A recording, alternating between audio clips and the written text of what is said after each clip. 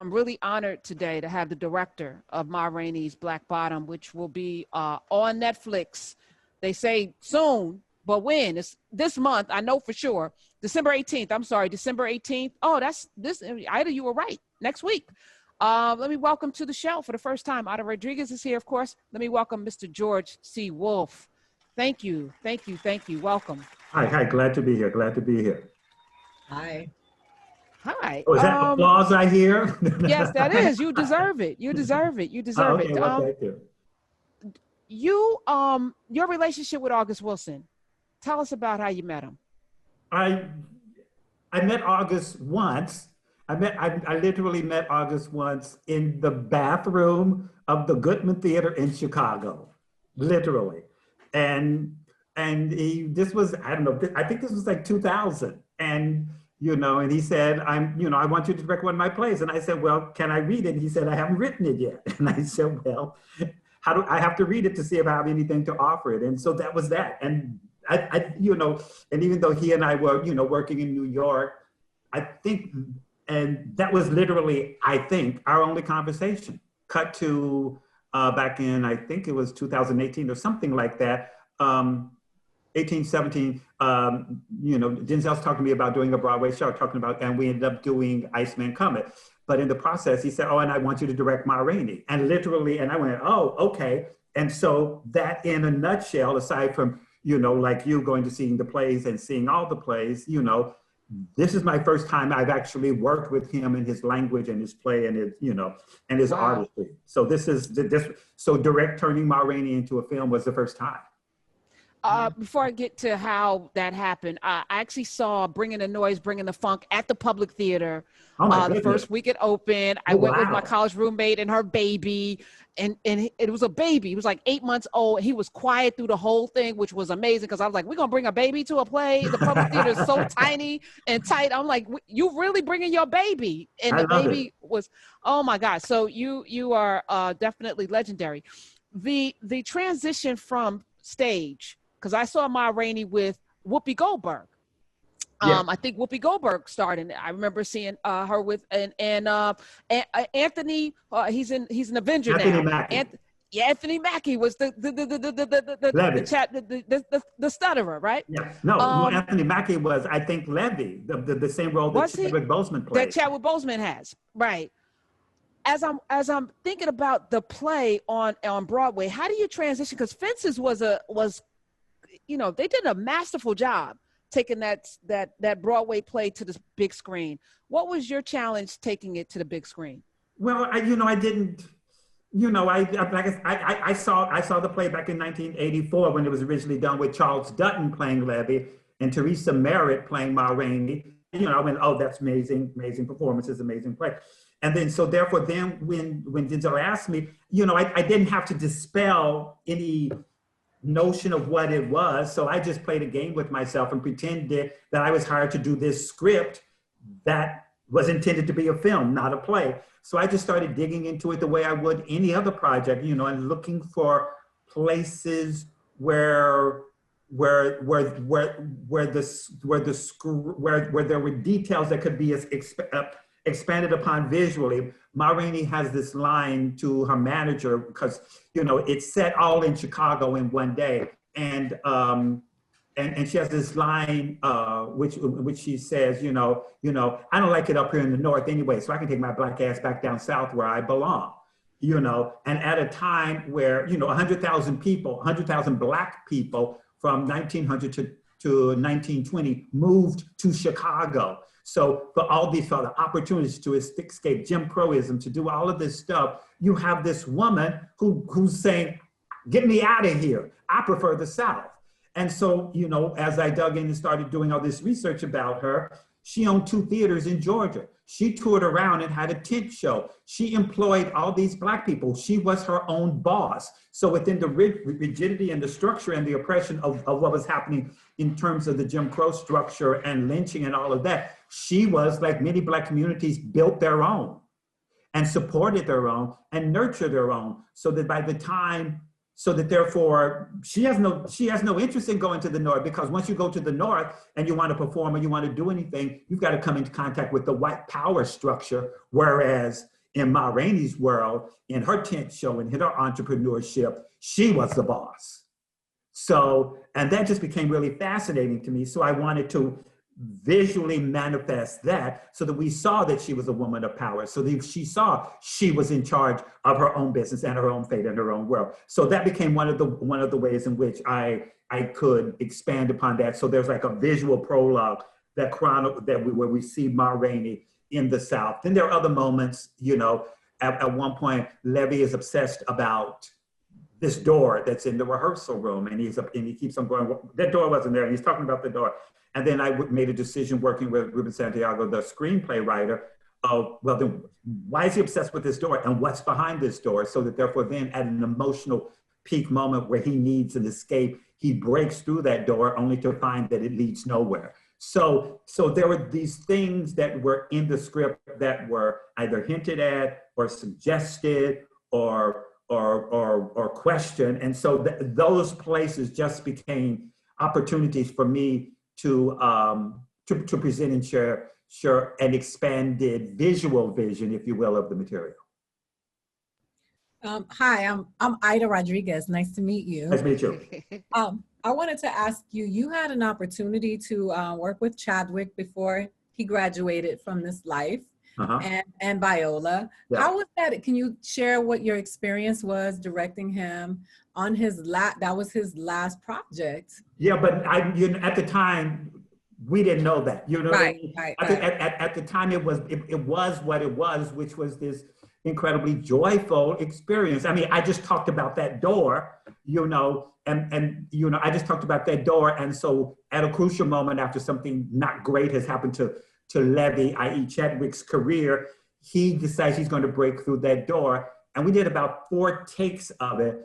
And Chadwick kicked that door so hard and so strong that after the first take, the door broke. So, and then we quickly repaired it. And I said, can you kind of slow, back up a little bit on the door? He kicked it again ferociously because he was in the moment and he was giving every single thing that he had. So it was, there was no hint. And on some level, on a lot of levels, it's an extraordinary marvel, but he was so focused and so committed and so driven that I found out with everybody else when he passed away, because there was not one clue that there was anything else going on inside of him other than he was a smart, passionate, deeply committed, emotionally gifted actor, giving every single thing that he had to make this role come alive. So there was, and that's so I consider that a blessing. I consider that extraordinary blessing that everybody working on the film gave their all to animate and to lift this material and let it fly. And he was very much so doing the same, and then some, and then some, and then some. Amazing. Yeah, you guys were all a reflection of each other on that set.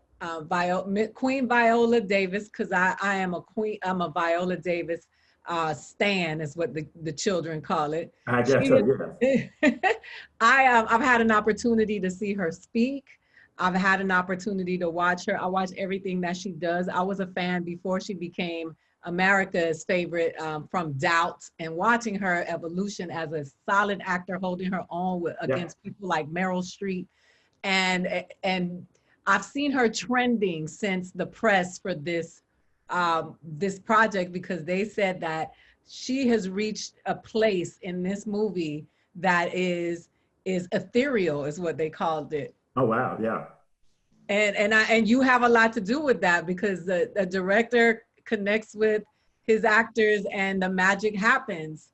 Can you talk a little bit about what it feels like, what that experience was like with Viola? Well, Viola is an astonishing artist. She's unbelievably, flawlessly trained.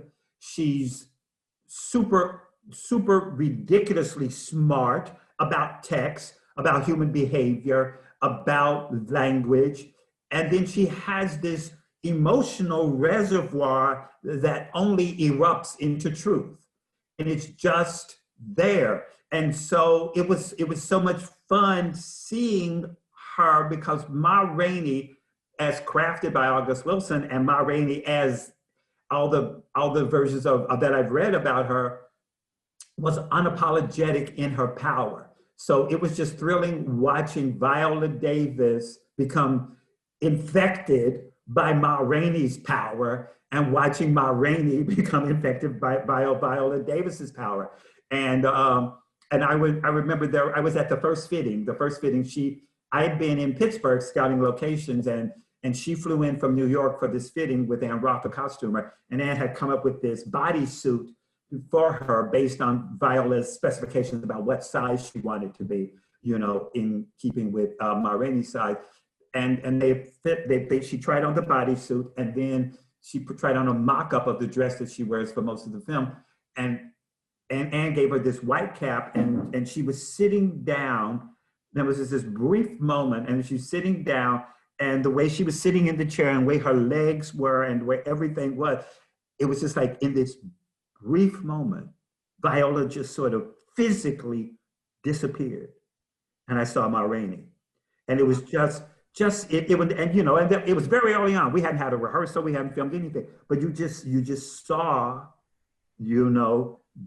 this sort of visceral emotional transformation beginning to happen. And then she went back to Viola, and she came to my house, and we talked about all this sort of stuff. But she shows up with so much truth and hard work, and she's no nonsense on the set.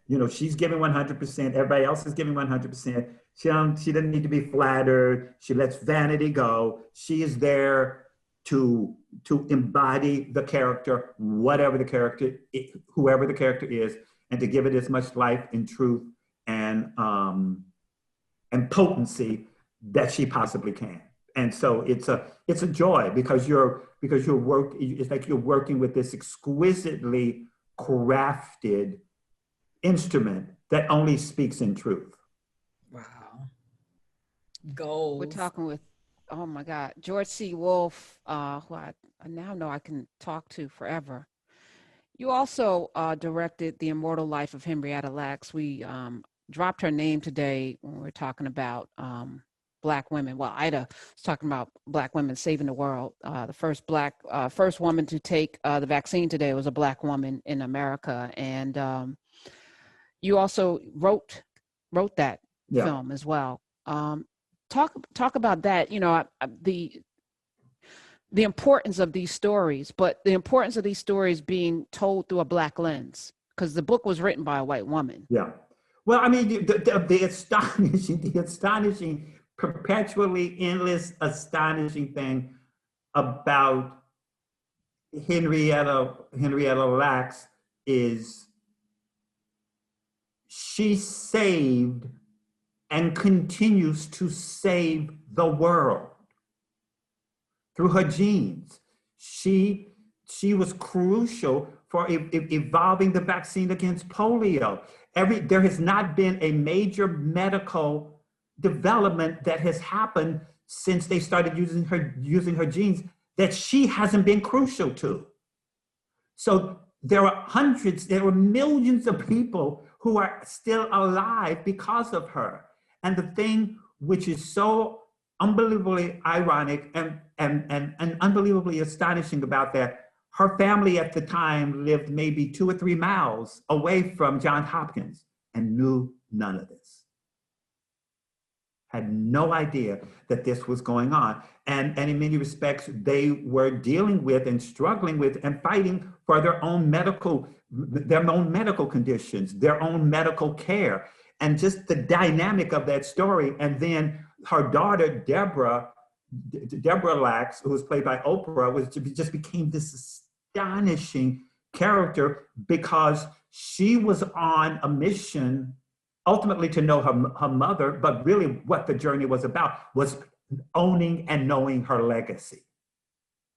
Owning and knowing her legacy and being connected to that. And I think that's what we are all on the journey of, because when you know your legacy, when you know where you come from and who you are connected to, it informs your sense of power and self-worth in an astonishing way. And, you know, and history, our power comes from our history.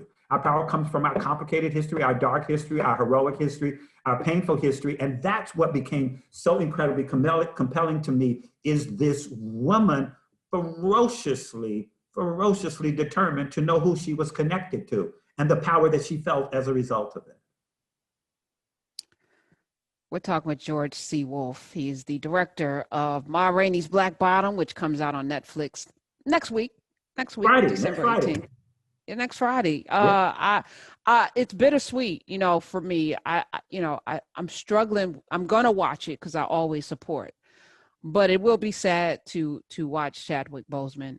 I just have to admit it's gonna be really, really sad. I can't wait to see Viola's performance, but to sit and witness somebody's last performance, and then to hear him show up the way you said he did, even though he looked so emaciated and gaunt in those last days. Now that, you know, we know that he was suffering from that pancreatic cancer, to show up every day and never complain, and to show up every day and give it your all, is to me a testimony to. But to show up every day and be brilliant.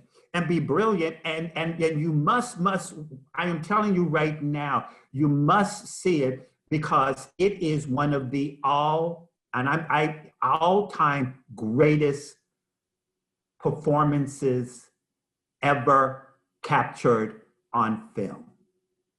I'm not talking about this year. I'm talking about ever captured on film. And I feel so blessed that his work, because it's not a good performance, it's an astonishing performance. It's an astonishing performance by an actor at the peak of his creative power. The tragedy is we don't get to see the next brilliant work and the next brilliant work, but his performance is beyond exceptional, and it's a cause for celebration, his brilliance and his ferocity. So that the subplot of going on in his illness, that informs it, but that has nothing, it magnifies how brilliant it is, but the brilliance exists completely and totally unto itself. It is a magnificent, astonishing, amazing performance. And the film is blessed, you know, because of him. He and I were talking about, he sent me a script that he wanted me to direct. I was sending him something. We talked about doing a play together. So everything was about the future. You know, the last time I talked to him was in June, when he did some ADR, some redubbing some lines in the film, you know. And so by the time when I finished the film, which was late July, you know, he was very much so with us. So I view the film as a celebration of his life and his artistry. And, you know, I found out when everybody else found out. So to me, his work is a blessing. His work is exquisite, absolutely exquisite. Ma Rainey's Black Bottom, August Wilson's Pulitzer Prize winning play. Denzel Washington, as I mentioned at the top, is committed to doing all of them. August Wilson did a play for every decade. Yes. This was the 1920s. There's one in the 30s, 40s. I think Spence's was the 40s. There's 50s, 60s. Are you signed up for the rest? Because Denzel said he's bringing them all. He's going to do them all. He did Fences.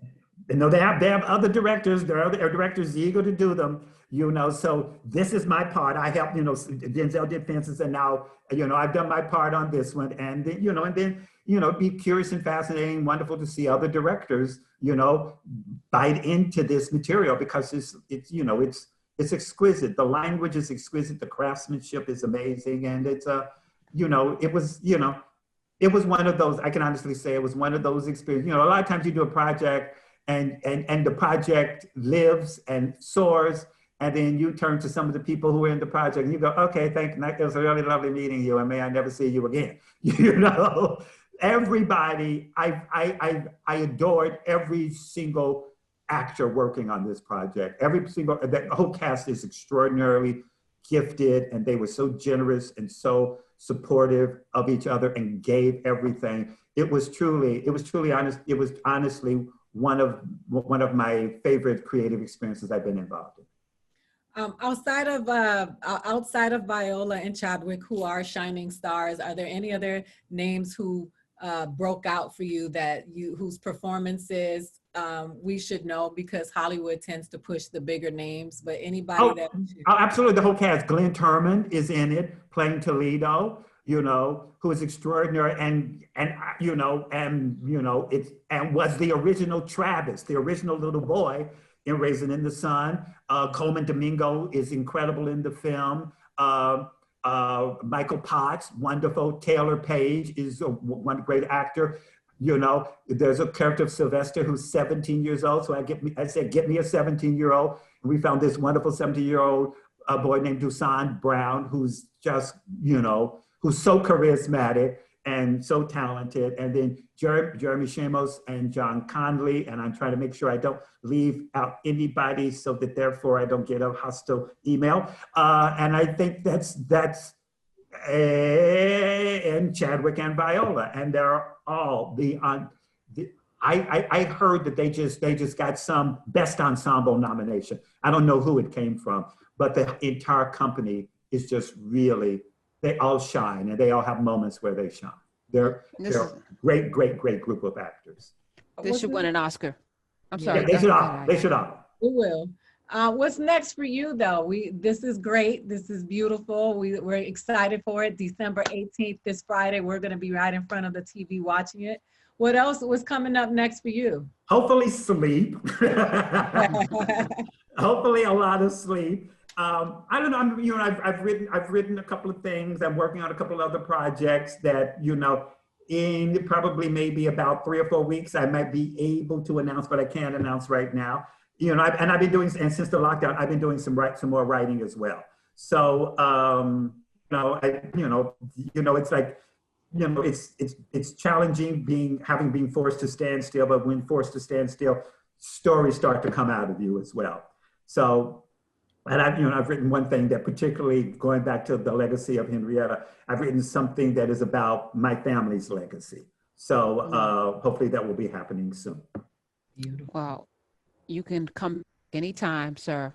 Again, I can talk to you forever, George C. Wolfe. Come back when you're able to make the announcement. You have an open seat at our table. George C. Wolfe, Netflix, Ma Rainey's Black Bottom this Friday. Thank you.